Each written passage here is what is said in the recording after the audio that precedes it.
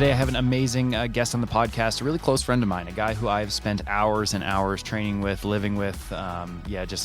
We've spent endless time talking about triathlon and talking about endurance sports and life in general. It's my friend Andre Lopes, #1 ranked Brazilian triathlete at the moment, so definitely a hot property on the scene.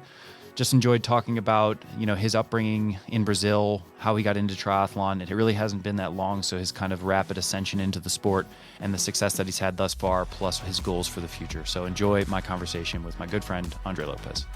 All right, guys, welcome to the Endurance Matters podcast, another episode today. Happy to have my good buddy, Andre Lopes, on the podcast today. I first met Andre 2019 at 70.3 Bariloche. I remember we hung out for like 2 hours after the race, like eating soup or something in the post-race tent. And I think Andre is probably the person who I've spent the most time training with in my career, arguably. Yeah, that's probably true. Yeah. Anyways, Andre, thank you very much for coming on the podcast No, today. thanks for having me, guys. It's Mr. Another Day, Another $1. Yeah, if you know, you know. You got to explain the another $1 to these guys. Yeah, so it's I have a hashtag that is another day, another $1. So I make every day count. But yeah, we had some customs hat made from a nutrition sponsor in Brazil, and then we had the back of the hat have the Brazilian flag, my name, but then the guy who did the hashtag in Portuguese, he miscalculated the D's on the dollars. It was another day, another $1. There's 2 D's on the $1. So anyways, Jeannie and I always make fun of Andre for the another day, another $1. Yeah. But anyways, that was, Andre and I have spent like so much time together training. We actually rode this morning. We did an hour easy on the gravel bikes, but yeah, it's just, Andre came in the sport 2019, and since then, has been around me quite a lot. So we know each other really well. So I was looking forward to the podcast today. Obviously, just learning, getting the audience to know more about you, and then hopefully it's another opportunity for me to even dive a little bit deeper. But first icebreaker question to start, I gotta ask because the people want to know, what's the Chipotle order? Walk us through the Chipotle order. It has evolved through the years. At first, I didn't really like Chipotle, but now it's very simple. It's like white rice, pinto beans. I get the chicken al pastor. I think they still have it. Yeah. Then I get the veggies. It's a must. Also, I always ask for a double scoop of rice if they don't fill it up all the way, because I gotta get the carbs in. Yep. Side of tortilla, and then I get corn, the pico de gallo salsa, and then guac is a must. Totally. A little bit of lettuce, because you don't need a lot of lettuce. And that's it. I think that's pretty simple. You do the cheese on there or no? Not usually. Yeah. Okay, yeah. Well, you're forgetting like the most important Brazilian addition. The pinto beans. No, okay, you didn't mention the pinto beans, but what's the extra addition? I don't know. The extra rice at home. Oh, the extra. Oh, that's a trick we don't need to share. Yeah, you cook the rice from the night before and add it to the bowl, so you can have more carbs. It's quadruple rice. Quadruple rice. That's a pro move. That's a pro move. I've spent enough time living with Andre that I know that's the way you got to do it. Yeah. All right. Well, all right. First real question is, who's Andre Lopes? What do you do, and why do you do it? Andre Lopes is I was actually born in the U.S., but my whole family is from Brazil. My dad was just working at Ohio State University getting his doctorship. It was a 4-year process, and the last year I was born there and moved back to Brazil when I was 1 year old. But yeah, just like this little kid that loved to play outside, play soccer my whole life. Every single night, my mom had to call me out and like, oh, it's 9 p.m. and got to go to bed. So basically like go to school and like just play outdoors in my backyard. In Brazil, we lived in tall buildings, so we have a big community living together. So I had a lot of friends. Always grew up playing the dirt and barefoot. I used to joke that like I can walk barefoot in the street, like it is not a problem because I grew up like and now I don't have the same callus on my feet. Yeah. But yeah, so I was very into sports since my childhood, and then I got into tennis a little bit when I was like on my mid-10s, my teenagers. And I always had the dream of being a professional athlete, but I never had the talent to play or the opportunity to break into the soccer. In Brazil is very competitive to be a soccer player. I would say it's kind of like being an FLL player here in the US. And there's not many opportunities, but if you make it, you're like golden for the rest of your life kind of thing. But my parents never really like pushed me to do sports. I kind of like me trying to get in and like really, I don't know, I had a will to like push myself. Like, and I would, yeah, my mom couldn't take me to practice. So I would just like run to practice or take my bike, even though it was like 1-2 miles away. Like at the time it seemed like a big deal. But yeah, and then I basically, when I was getting to the point of going to university, I still had the dream of being like a professional tennis player, but I had like a very bad injury on my shoulder, tendonitis. I mean, it was at the time I thought it was a big thing, but it wasn't. If I had the right team around me, probably could have worked around it. But I kind of like just gave up because it was a very expensive sport. My parents couldn't afford it to travel around the world, and tennis is actually one of the sports that's more expensive than triathlon, I think, because you gotta the gear is not very expensive, but you gotta travel a lot every weekend and compete in hotels and flights and everything. So basically every weekend you're traveling to race. But yeah, I decided to go to university and study electrical engineering. It was kind of like industrial electrical engineering. So like I got 2 degrees in one. And at the middle of my university, I had a friend that he did Ironmans. And I basically, like, he told me to do staff 1 year. And I was like, oh, why not? He's like, hey, you got a lot of food at the end of the day. And everything that's left over, just bring it home. So I was like, yeah, poor college kid. Just like, sounds on brand. Exactly. And actually, that year was the year that Team Madonna won. So I still, the first time I met him, I was like, hey, I gave you water in 2013 when you did your won your Ironman Brazil, Florianopolis. So that's a cool story. But yeah, so I just like, I at the moment that I saw that race happening, I was like, oh my God, I got to do this. Like, it's very, very inspiring. I saw people like older than my grandma finishing. I was like, there's no way I cannot do this. Yeah. And then it began. Like, I kind of like got my first triathlon bike and started training like around, I actually signed up for Ironman Brazil and did Ironman Brazil like within 8 months of training, like I think it was 2016. And quickly after that, I realized I wanted to be a pro athlete and had the talent because I qualified to Kona, my first age group race, within like less than 12 months in the sport, and then did Kona, and then I started training with pro squad in Brazil, and finished my degree and basically moved to the US and started racing in 2018. Which is not that long ago, which is kind of crazy for the amount of results that you've had. I mean, I want to back up a little bit, and like one thing that I know that most people don't know is that you obviously talked about your time in university, but you also spent some time in Germany during that time. Is that correct? Yeah, that's correct. I had a scholarship to go abroad, like an internship to go like study in Germany, and that's where I actually started making my first dollars or euros. And that's where I actually got my first triathlon bike, $1,500, Fuji Narcon, nice. Tiagra 10 speed. Perfect. Perfect. Did a job. Yeah. And were you still doing a bit of bodybuilding at that time, or had you fully transitioned over to triathlon? No, I hadn't transitioned to triathlon. I was actually in a phase that I was like, yeah, I mean, I don't know if a lot of people know, but yeah, I was a little bit into gym. I was taking gym very seriously, going like 7, 8, 9 times a week, like training lower body, upper body, like eating, doing meal prep. I showed Justin a couple of pictures of I had like 25 more pounds than I have right now. I was like 170, 175. So it was like Andre ate Andre. Yeah. So yeah, everything that I did always all in. Yeah. So that was the one thing that I was like, okay, I'm going to do bodybuilding or lifting and try to get jacked and look good for the girls. Like, I'm going to do as best as I can. So I was like going to the gym before work, going after work, doing cardio, like, and just like all the stuff that bodybuilders do.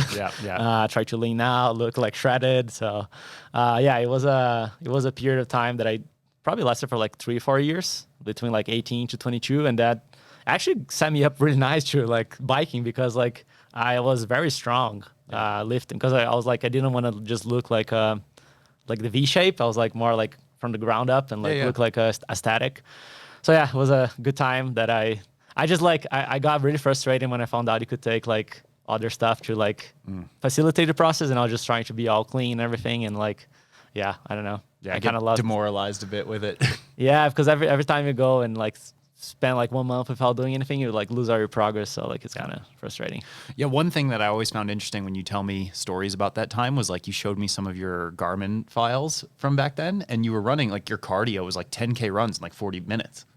That's pretty good cardio for like, just if you're like a bodybuilder guy. Like, I don't see a lot of bodybuilders doing 40-minute 10Ks as their cardio, you know? No, yeah, I think that's where it came to the aesthetic side. Yeah, I was sure I was looking at my Garmin the other day, and yeah, I was doing some runs like 10, 15K, like, and I always go out of the gates like 4 minutes per K, 6:30 pace, and just hold on. Yeah. But yeah, it was kind of impressive looking back. It's like it wasn't that easy to do that, even like as a regular person. Yeah, 100%. And you mentioned like, yeah, once you had got exposure to the Ironman and you realized, oh, this is something that's cool, you got into it, you got the bike, you raced Ironman Brazil. Did you win your age group? I did win my age group, yeah. 9:26. It was the 18 to 24. I think I was 23 at the time. Okay. So, or 24 at the time. 2018, I was 24, 2016, I was 24. Yeah. So it was my first and my last year on the 18 to 24. Yeah. And you qualified for Kona and went to Kona? I did qualify for Kona. I didn't even know what was Kona at the time when I got this lot. I was like, oh my God, I get to go to Hawaii. I was like, had a surfing period. It was like, oh my God, I'm going to bring my surfboard and surf there too. So, but yeah, it was, I call it Kona was very special. Yeah. I think that's like, it's so much going on, right? I think you feel like you get this opportunity to get into triathlon, you immediately have quick success, and you also like, realize that it's something that's cool and you're good at it. I think realizing that you have a natural talent at something that's really cool to find, and just kind of like perpetuates this, thing of like, that success is coming pretty quickly, and you're making it happen. So when you ultimately, I guess, like take me through a little bit, you had that period in time when you win your age group in Brazil, you go to Kona. What's the transition to get over to the States and be a pro? Like, how does that all come about? Yeah, it was a very long process, I would say. Like, I mean, not long actually, but it was, for me, it felt very long because as soon as I crossed the finish line in Kona, I think I was 6 in my age group, in the 18 to 24. So I was between the 6 best athletes until 24 years old in the age group. But I quickly realized I wanted to be a professional athlete, and but it was not as simple as that, Like, I mean, I had no background in swimming, biking, or running. I just had a good engine from playing outside and working out my whole life. But I had a lot of injuries in the beginning.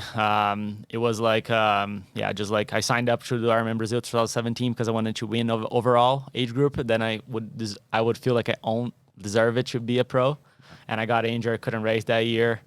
And I wanted to do Kona one more time as an age group and win overall before I transitioned to the pro. But like, I was doing my last year in college, 2017, and all I could think about was triathlon. I could not stop thinking about, I would put my training priority in my studies. My parents did not like that because at some point I wanted to give out and like not finish my degree, but I was like, no, dude, you got to finish. Like, that's the minimum requirement from us. Like, you spend like 6 years, you got to finish, go all the way. But yeah, I think turning pro in Brazil, like I had connections. So like I was like on the top of my age grouper. I think I did my last race as an age grouper was Challenge Florianopolis 2017. And I was second overall. So that qualified me to race in the pro field. And then I knew that the Brazilian races were not as competitive as the US. I mean, the US was like at the time, Ben Hoffman, Tim O'Donnell, like Tyler Butterfield, like all those guys were like, Craig Alexander was still racing. So those guys were like Jan Frodeno. They were like either Europe and US. So I was like, man, if I really want to go all the way on this, I need to go to the US. I need to like train with an American coach. I need to like be around top athletes. So I contacted Ryan Bolton. I think I contacted all the top 10 coaches in that had athletes in the top 10 in 2016 or 17. And the only one that replied to me were Ryan Bolton. Wow. And we had a call, and he was like, man, come on in. Like, welcome to the Bolton squad. So basically, I graduated college. I had, I think, like $10,000 saved in my bank account that I worked, like, in the last 2 or 3 years of college. I was, like, saving everything that I could. And I basically packed my bags and left my girlfriend and just basically, moved to the U.S. Because I had the citizenship, so that was a little easier for me to stay here. So I was like, I'm gonna go all in. I have like this long-term goal. That's me 3 years, 5 years, and 10 years. And so I showed that to Ryan, to my family. It's like, if I don't hit these milestones when I reach 3 years, I'm gonna stop and go back and work, like as an engineer. But then, like, those things came very easy. And then because like my 5-year goal was to start doing Ironmans, and with my 10 years goal was to race Kona. And I already did that. As a pro. Yeah. And I already did that in 2000 with 3-4 years in the sports. What was the 3-year goal that you wrote down? The 3 years goal was to make prize money. Make a prize money? Like a single prize money check? Yeah. Wow. And like a top, I think it was a top podium. Yeah. And you did that, right? I did that. Yeah.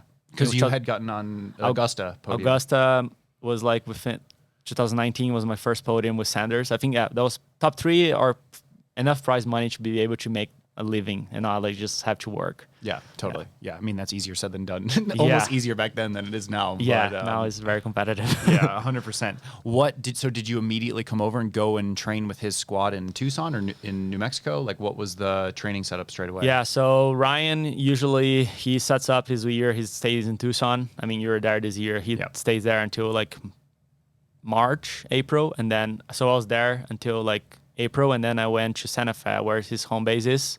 And I lived on his casita, like it was like a little guest house next to his house for like 6 months until I basically ran out of money.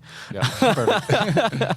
And I lived in Tucson, Santa Fe. Then I went to New Jersey because I have a aunt, my godmother, that lives there. And then I spent like basically 6-7 months with her until I actually met Rachel Olsen, which is my current girlfriend. And then like I moved to Boulder at the end of 2019 after like a good season. Yeah, like I mentioned earlier in the podcast, I had met Andre 2019, so it was just before you had met Rachel and before you had even moved out to Boulder. Yeah. Were you even thinking about coming to Boulder at that time? I was saving money to come in the summer, so I was like working as a lifeguard. So basically, like in Santa Fe, I work as a busser, like in a restaurant at night shifts. 2 times a week on the weekends because that's when you make the most money. And then in New Jersey, I work as a lifeguard because it was like the easiest thing I could think about because I could get a free membership, get some prize, get some salary, and like my aunt was paying for all my food and my housing, so I didn't have to worry about it. So I was very lucky. And then I saved money to come in the summer for 2 months in Boulder, and that's where I first met Rachel. But that race in Bariloche was early in the year. I actually had Charlie. Remember the pilot? Oh yeah, I remember. He might listen to the podcast.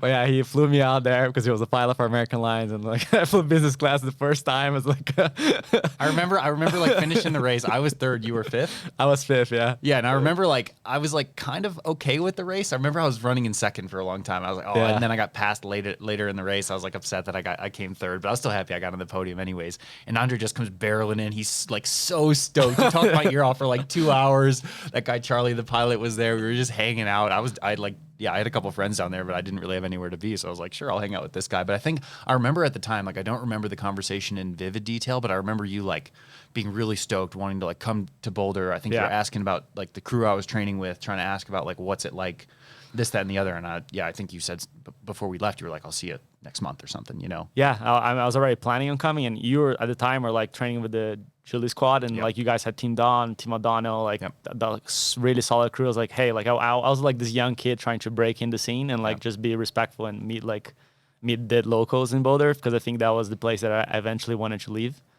But I couldn't afford it because, as you know, it's not as cheap as it sounds staying in Boulder full time. Sponsor of today's episode is Precision Fuel and Hydration. These guys have been an awesome partner of mine for many years, and I really love the entire product line. They helped me tremendously when it came down to getting my fluid needs sorted out, getting my electrolyte needs organized, and also just figuring out how many carbs per hour I needed. And they have an entire product line that has a lot of variety and different options for you. So my favorite option from them is the PF30 Chew. I sort of take them out of their wrapper and load them into my top tube storage compartment on my bike and just munch on those every 20 or 30 minutes when I'm out doing a hard training session or doing a race. They also have a bunch of sweat experts over there who can help you figure out exactly what your fluid, carbohydrate, and electrolyte needs are. So head on over to pfandh.com. Redeem code BigMetz15. Once again, that's BigMetz15 via the link provided.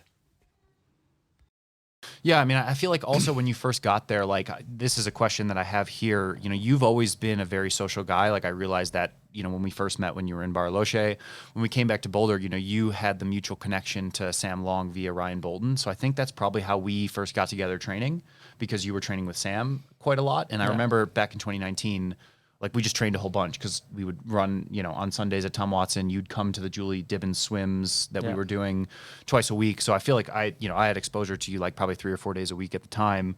Like, I want to hear a little bit more about when you first got here, maybe up until now, because you spent time training with Sam, you spent time training with Ben Hoffman, time training with myself, Matt Hansen, Tim O'Donnell, Rudy Von Berg. Like, these are the top dudes in Boulder. Like, what's one or two things that you enjoyed training with each of these people, and maybe what's one thing that you learned? Oh man, I mean, it's like I came here to learn. Like, I came here with my open chest, and like I was like, this is an opportunity for me to learn with these guys. I mean, yeah, Ben was very open since the beginning. Like, he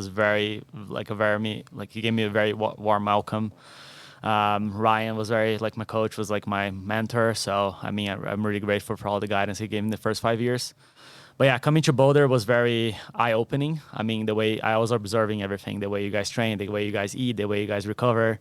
I would always ask questions, and I was try to be respectful and like just to try to get my foot in the door, like, and just like be in the community. Yeah. So yeah, I always like training like with other people. Sometimes I probably train too much, wrong, like just trying to team up other people and like be kind of like their training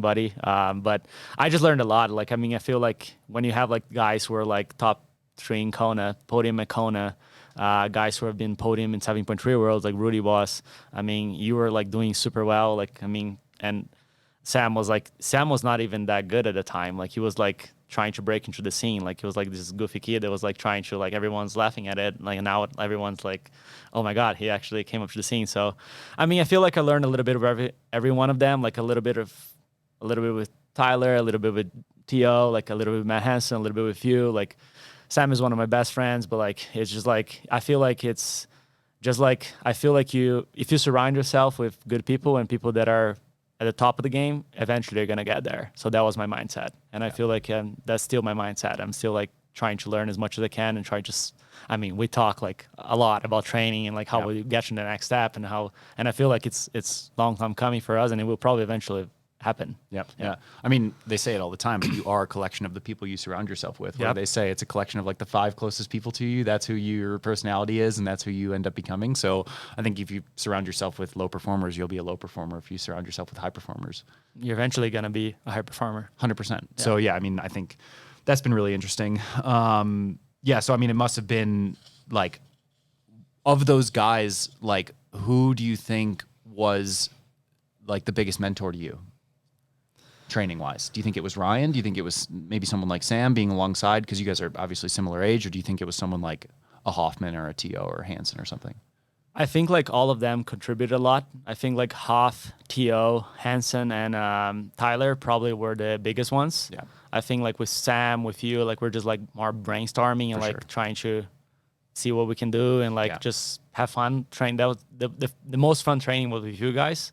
And then with those guys are more like just trying to respect them and like try to like see what they do, like how they do their long rides, how they do the long runs. Like, why am I training faster than him and racing slower than him? Like, what is the answer? And I feel like with those guys were probably the most lessons that I learned. How to pace, how to race in the heat, how like, oh my God, Tyler's like, oh, you don't take a gel when you like start a bike, like you gotta like put that caffeine in that. You gotta get the sugar. Yeah. And Ryan was like just like building the whole plan and like just getting like me, Sam, and Hoff in the same structure, so it was easy to get on the same page. Yep. But yeah, it was basically it was a lot of. I'm still learning, so yeah, of course, you never stop. I mean, like I've been in this is my 11th season. I'm still learning so much, and I think that's what keeps us in it. Is like, you just want to keep evolving and keep learning. And I'm with you too. Like all of the people who, it's an interesting dynamic now. I feel like for guys like us who are in our 30s, like you've got the people who are late 30s, early 40s who are like definitely in that mentorship role. And then you've got us who are like, okay, well, we're not really kids anymore, so we can't really be just like observing and learning. It's almost our responsibility now to like set the example for the younger kids coming up. You know, you've got some kids now living with you who are a bit younger, newer pros. I've got some kids I've been training with who are in town. Like, I feel like it's my responsibility now to set a good example of like what to do, you know? Yeah, I mean, it's true. I mean, we're in the golden ages, you know. I feel like our next 5 years are like the best years that we're probably gonna have. So, Yeah, I just like setting a good example and just opening the door and just having a good community around you. I think that's very important. Yeah, I agree. I want to talk a little bit more about the racing, the specific racing. I think I talk about this all the time. We joke about it sometimes when we're talking about sponsors or whatever. But from my perspective, you've become kind of that guy in Brazil. And I feel like Brazil has always had like one male that is like top form, whether it was Thiago, Ronaldo, or Igor in the past. And I feel like you are the number one ranked Brazilian right now. I think that is a big deal. Do you feel any like pressure being the number one Brazilian guy right now? Do you feel like it's given you more opportunity, or is it something you don't even think about? No, it's definitely something that I think about. Something that I tried to put in my race calendar. Last year, I went down to Brazil and raced 2 times. I was 2 times on the podium. I think, yeah, it's a little tricky because I'm so new to the sport. When those guys whenever I was those guys were 10 years into the sport when I was just like starting the sport. Yeah. But yeah, I mean, I feel like right now, there's definitely a little bit of pressure. And there's also a lot of opportunities. So it's kind of like high risk, high reward. Yeah, I'm setting myself up as one of the top Brazilians. I would say Ronaldo is probably up there too. Like he's been like to 2008 Olympics, 2012 Olympics.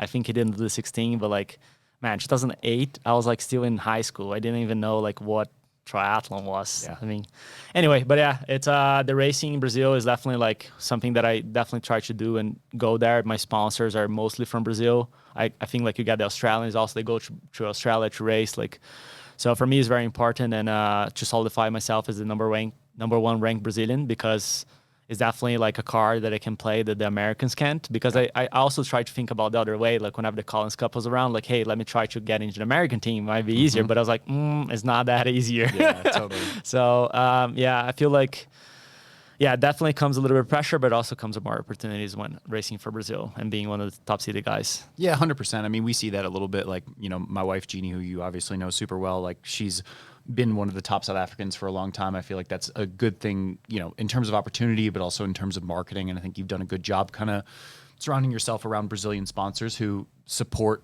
Brazilian athletes. And I think that's, that's cool. You did mention it just now, like you haven't been racing that long, which is crazy. And I feel like because we've trained together so much, I just think like in my mind, I forget you've only been doing it, like 5-6 years. This is your 5th year as a pro or 6th? This is my 6th year as a pro.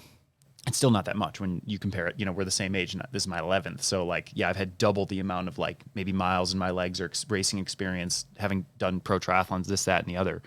Like one thing I think about constantly is like, if you look at a professional career, you have this, my analogy that I use is this like low-hanging fruit analogy. So first year, you do Ironman Brazil. Like there's so much abundant low-hanging fruit. Like you learn how to do nutrition, you learn how to pump your tires to the right pressure, you learn how to get in a good aerodynamic position, you upgrade things, you train smarter, you train better.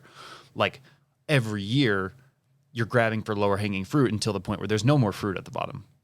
That's where I'm at, I feel like. I've extracted every little bit of low-hanging fruit available, so now I'm at the top of the tree reaching.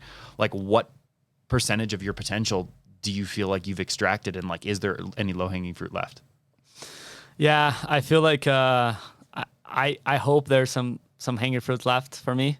Like I said, like I mean, before turning pro, I had like 2 years in triathlon, so it's been like this is my 8th season, give it or take, like overall. Yeah.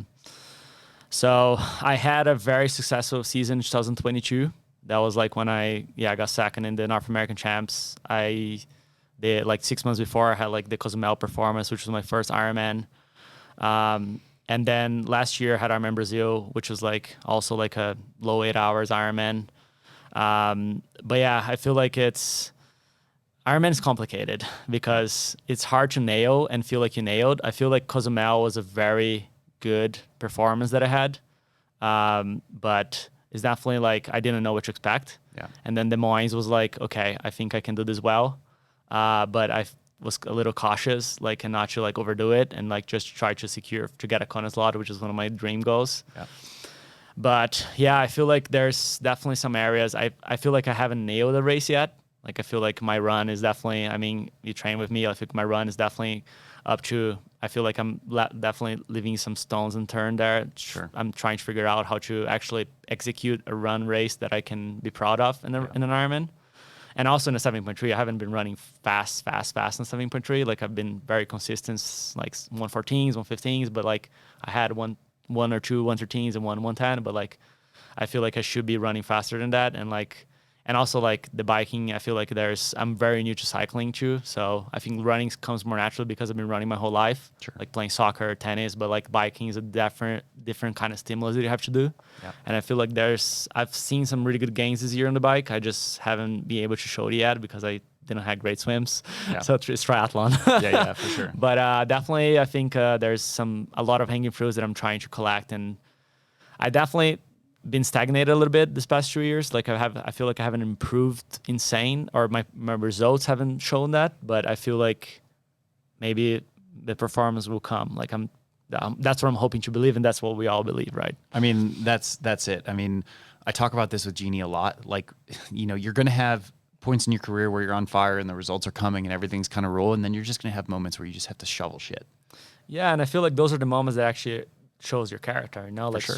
So how much can you get hit and get up and actually come back and perform stronger? Because it's not always flowers on the neighborhood, like sometimes Totally. You gotta go through the dark stuff. And I mean, I haven't even like gone through a lot of dark stuff, but it's just like, I've been like, feel like I'm underperforming in the last 9-12 months, but like it's definitely like I feel like there's definitely some hanging fruits there I can collect. And it doesn't always have to be like a big thing, like, oh, I have this massive injury or I have this massive setback or whatever. Like sometimes it's just a culmination of things where you're just like, you just can't seem to get it like perfect on the day, but like every single time you go, you pick up a little something and you're like, okay, I'm going to improve the next time, so it's coming for you. Like you just have to keep staying the course. You know? I just got to put all the pieces together, like we say it all the time though. It's funny. We joke in our training. We're like, oh yeah, all you got to do is swim 48 minutes. You got to bike 410 and then you just got to run 240.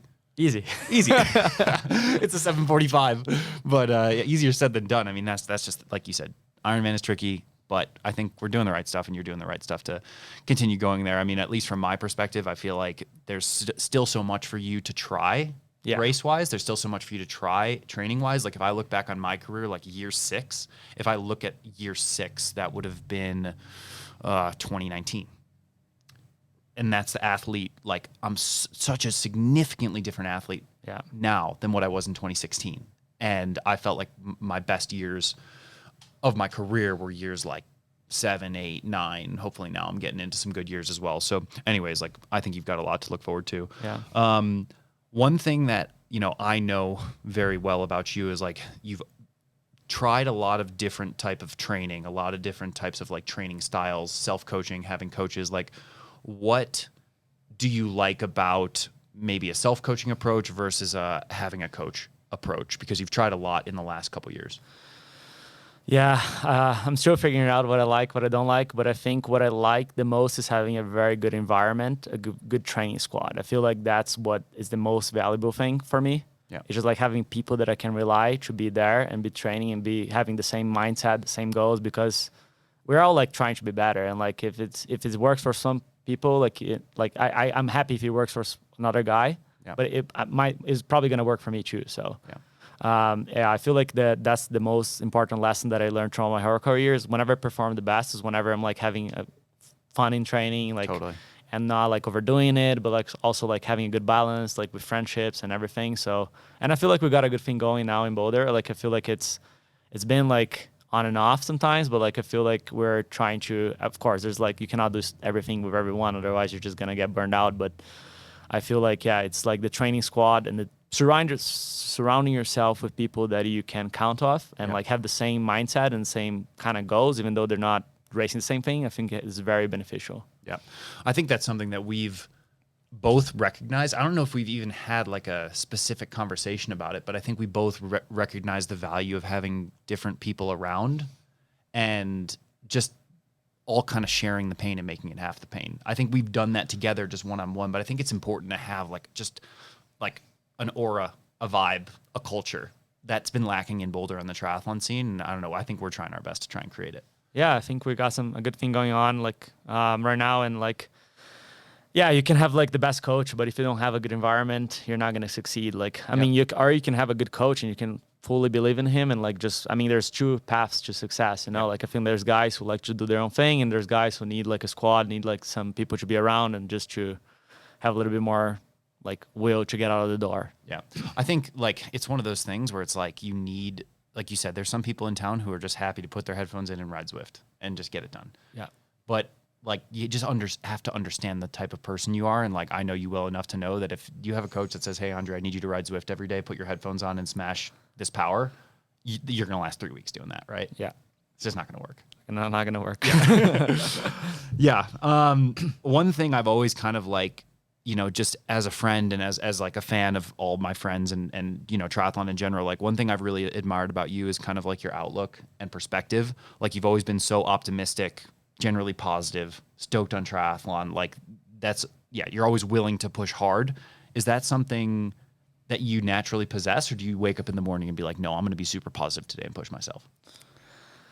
Nah, I think that's like kind of like one of my fortes, I guess. Like I'm very positive guy. I always try to like, I mean, there's always somebody having a worse day than yours, to be honest. Like if you look like at the broader scheme of things, like, Totally. Man, we're doing triathlon. We're living in Boulder. Yeah. We're in the freaking mountains. We're not having to sit on a desk job.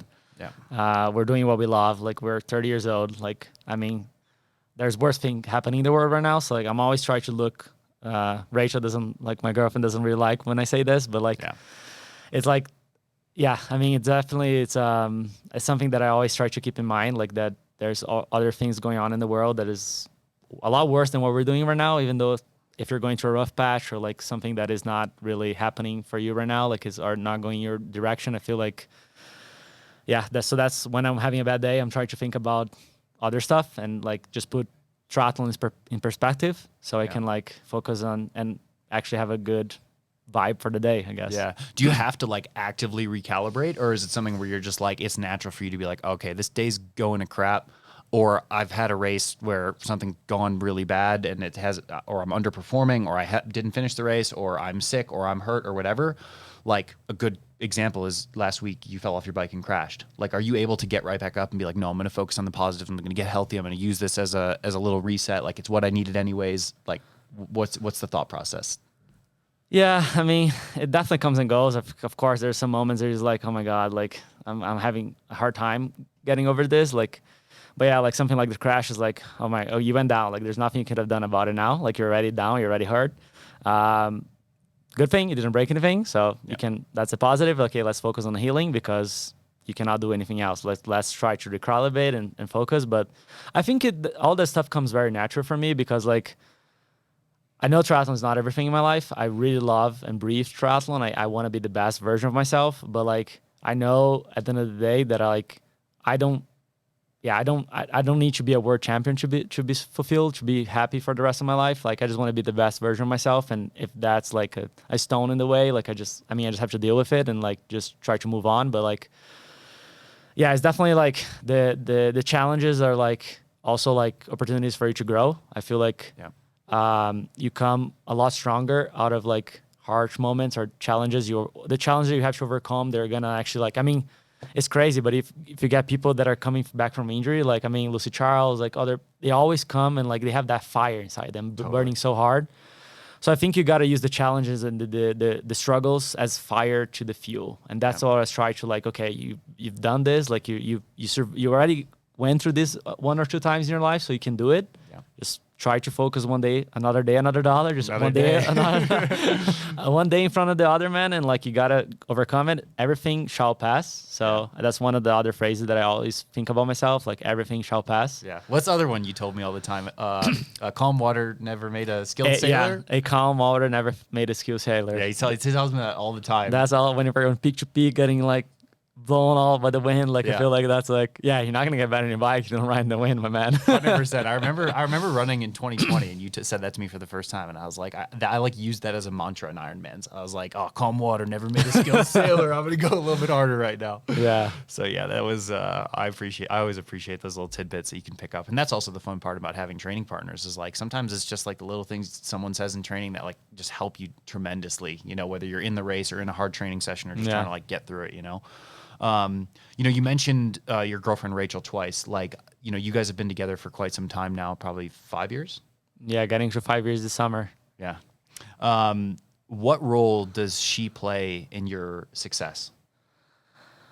Oh man, Rachel is she's very supportive, and she's always willing to sacrifice her training to my training, which now I realize that she's done that quite a lot for me, and I sometimes don't really value her enough for that, and that's something that I'm trying to be more aware, like that. She gives a lot more for me than I give for her. I'm kind of like selfish when it comes to my training. I think we all are, but she's just like has a very special heart and very like she just cares about everyone. Yeah. So that's like very, very helpful when I'm like trying to, when I'm having some struggles, or like she always tries to help put me up, and like or like showed me that she's been through worse too, like sure. Like. So I mean, it's just like good to have somebody around the corner that understands what you're doing. Yeah. I feel like that's the main point, and then like just being very supportive of what I'm doing, like and just caring and like giving back like to me. So that's like. Yeah, it's very, very. I'm very grateful to have her on my side. Yeah, 100%. I mean, I think like, I talked about this with all the guests that I've had on the podcast, because a lot of the guests that I've had on are high performing endurance athletes, and a lot of them have partners who are also high performing endurance athletes, and it's really difficult. I would find it difficult, I think, in a different type of relationship if that person didn't understand. So like the good thing about my wife Jeannie and Rachel, for you, like they get everything that you're going through at all times. So that's a huge part of it as well. But I think like one thing that I think about and that I've talked to the guests about as well is like, I think from the outside looking in, this triathlon power couple lifestyle is like so sick and it looks so awesome. Oh, you guys are just like, you're both living this parallel track. It's amazing. And you can look at it from that perspective for sure. But like, what are maybe some of the challenges that you guys like work through? I'm sure they're going to be very similar to what Jeannie and I go through, Yeah, man. Behind the curtains, the whole different story. I mean, having two high performance athletes in the household is a very, very hard challenge. Yeah. I mean, I've always admired how Tim and Rini did it, because I think they are. I mean, if they had struggles, they kept it very, very quiet. Yeah. But I'm sure they had a lot. But yeah, it's just like the most difficult thing for me is like whenever you're having success and your other partner isn't. Is like one of the biggest struggles, because you cannot cherish the same moments. Like it's amazing when you guys have a good race. You guys both like finish on the podium. Like those are the days you're like, oh my God, like let's remember those days, because it's hard when somebody's having a fun time and you're not. Yeah. And there's healthy arguments. There's like just like it's hard to deal with emotions. It's a very difficult environment whenever things are not going the way they're supposed to with one person or the other. Yeah. Whenever both having a bad time, that's all good. I mean, it's not all good, but at least you understand and like you're just like, okay, let's just. You're in the sorrows together. Yeah, I'm watching my mom not to swear here, but it's like, it's just like whenever one person's having, and I feel like Rachel, I feel bad for her because she just had like, whenever I started dating her, I thought she was gonna be more successful than she's gonna be better. So she just have better results than I would have in the beginning. And that turned really fast because she just had struggles. Like she just had setbacks and injuries and surgery. So like she just dealt with so much. Actually, before Cozumel, like when my first Ironman, she was like, don't go, like stay with me, like I'm here. Like I was like, no, but I gotta go, like I gotta race. Like I know it sucks for you, but like I gotta go do my job. And like that was like a performance that changed my life, like that was like a day that like if I hadn't done that, like it would basically I wouldn't.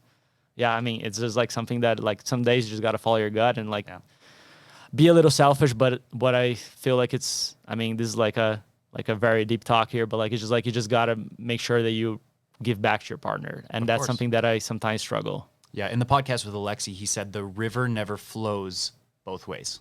Yeah. So there's going to be times in which it's flowing one way for a while, and then it's going to flip and it's going to go the other way. And I think Jeannie and I always talk about it in terms of like energy balance. Like sometimes you're just going to need to demand the energy. And there's going to be times when you have to give that energy back. And like, in a relationship and in a marriage, like that ultimately has to become 50-50 down the line. But like, I know exactly what you're talking about. I struggled really hard in the beginning of Jeannie and I's relationship because she won like 10 70.3s in 2 years. And I was like getting like 14th. And it was really difficult to like, we always felt like it was big picture. I could come home and be like, a win for her is a team win. I could always like feel that way, but it was really difficult, like going to the race, her spraying the champagne and like me walking away with zero money and zero podium and nothing. You know what I mean? It took many years for me to kind of level out where our performances kind of came more in line. So if Rachel's just got to stay the course, she's got to keep training. Like if she keeps training, everything will ride. I think similar to us comparing ourselves to the best in the world in triathlon, like if you just keep showing up and you keep putting in the work, like you're ultimately going to get there. So, it's definitely an interesting dynamic. I think we could do an entire podcast with our spouses about the, the dynamics of a triathlon power couple. But anyways, I don't want to hold up too much of your time, but I'm curious to hear more about what the goal is for the rest of the year, because right now you're sitting third in the Ironman Pro Series, which is massive after having raced Oceanside, Ironman Texas, and 70.3 Boulder. Like what's the goal for the rest of the year? Yeah, so I feel like this year has presented a new challenge, which is the Pro Series, and I really think that's like it would suit me, and it actually suits me really well. But doing 3 Ironmans in the same year, it's a very difficult task. Whenever you cannot pick all the Ironman races, there's only a few you can do. Yeah. And those races are very competitive. So, yeah, I mean, sitting third is very, very, very solid. But I'm very aware that rankings can go down if I don't have, like, I feel like I was like around 10th for most of the races this year. So I was like 13th, 14th in Oceanside, 11th in Texas, missed this Kona lot by 1. And then in Boulder was like 12. So basically, like that's my true. I think that's kind of like if it were to come down to the same of the year and I keep having the same performances, I'll probably come down at around like 10th to 15th, which is still very good, like to be in the top 15 of the world. But for me to really get in the top 5, which is kind of like my goal from the beginning of the year, I really need to put an Ironman that I'm like, oh my God, that was a good one. That was like that was a good hitter, you know. So I originally was going to do Lake Placid, but I feel like that's coming up a little too close since with the crash. I had a little niggle before Boulder too. The injuries that people don't really, I mean, it's hard. I'm not going to put my mouth on the trumpet and just like, but yeah, it's like it's hard to keep healthy. I feel like most guys already, like Liferman, like Thomas Rodriguez, like people are like struggling to keep healthy and race consistently. And it's a very hard task. So I'm putting all my eggs in the basket for Frankfurt, Ironman Frankfurt, which is the last Ironman that you can do besides Kona. Because right now, like if I don't perform well in an Ironman, it's gonna be, I'm already gonna be on the top 20, top 30 of the world, which is very solid. But for me to maintain that ranking, I need to put a very good score on the board and do another one, which would be Kona. Yeah. So yeah, it's like the rest of the year basically relies on Frankfurt. I have like 9 weeks to prepare from today. I'm feeling confident I'm gonna bounce back from this crash, and like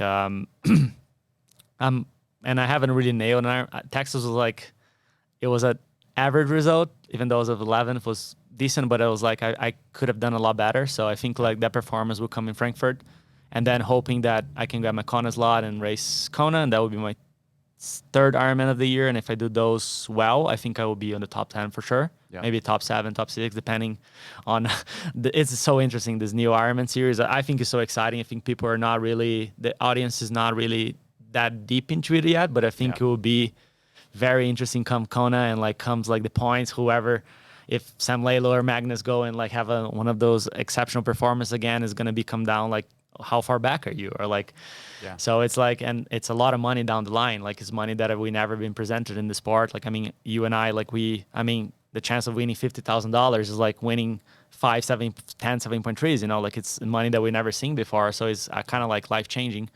So I hope they really optimize that series for next year and like really, but yeah, the goal is to be competitive in the series until the end of the year, but like, we'll see how Frankfurt goes, because I know my body's like, if you do 3 Ironmans, kind of like not really 100%, I don't think, you're probably going to sacrifice a couple of years of your career. That's what I started to think. Like, I mean, our body's like not like our the other massage therapist in Boulder said, like, ain't nobody bulletproof, my man. I will tell you that is definitely from firsthand experience. Get to year 11, bro. It starts really unraveling a little bit.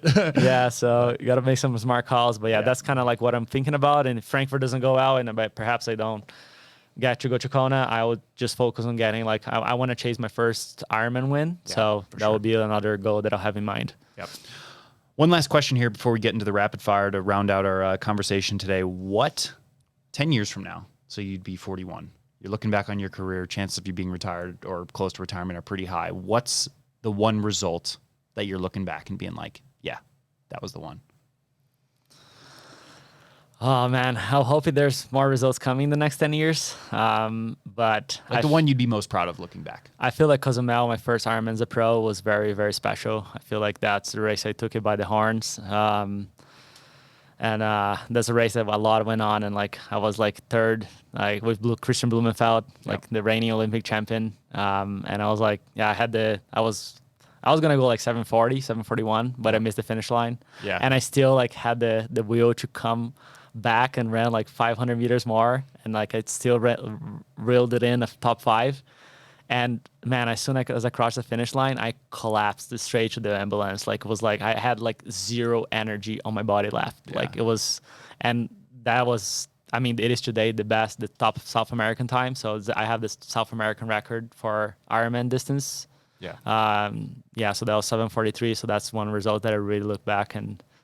But yeah, I mean, my first time in Kona as a pro is also like something that I was like a 10-year kind of goal thing. So that's kind of like the second one.